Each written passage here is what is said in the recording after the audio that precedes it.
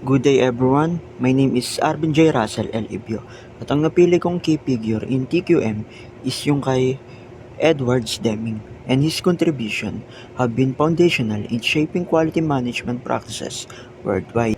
Si Edwards Deming ay isang American engineer, statistician, professor, author, and consultant. He is best known for his work in quality management and is often referred as the father of quality movement. Deming's philosophy revolves around continuous improvement and the importance of statistical methods in quality control. Key ideas and contributions. The first one is 14 points for management.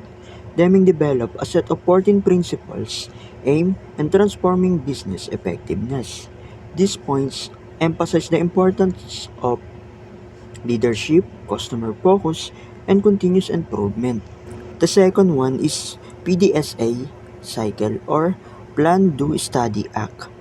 He introduced the PDSA cycle as a framework for continuous improvement.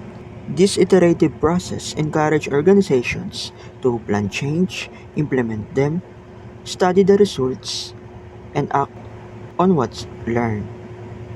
The third one is System of Profound Knowledge. Deming proposed a holistic approach to management that includes understanding variation, psychology, theory of knowledge, and system thinking.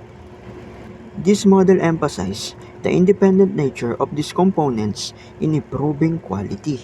The last one is number 4, focus on statistical methods. He championed the use of statistical quality control methods, arguing that understanding and controlling variation is important for improving quality.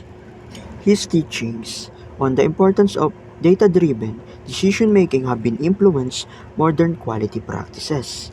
It influenced on modern TQM practices. Deming's work laid the groundwork for many contemporary TQM practices.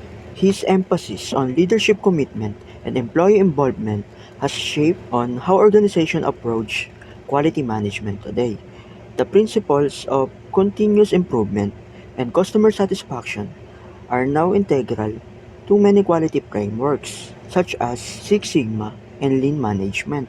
Sa kabuuan, Edwards Deming's legacy continues to influence quality management practices across industry. His ideas on continuous improvement, statistical quality control, and organizational culture remain relevant, guiding businesses toward achieving higher quality and operational excellence. That's all lang po. Thank you.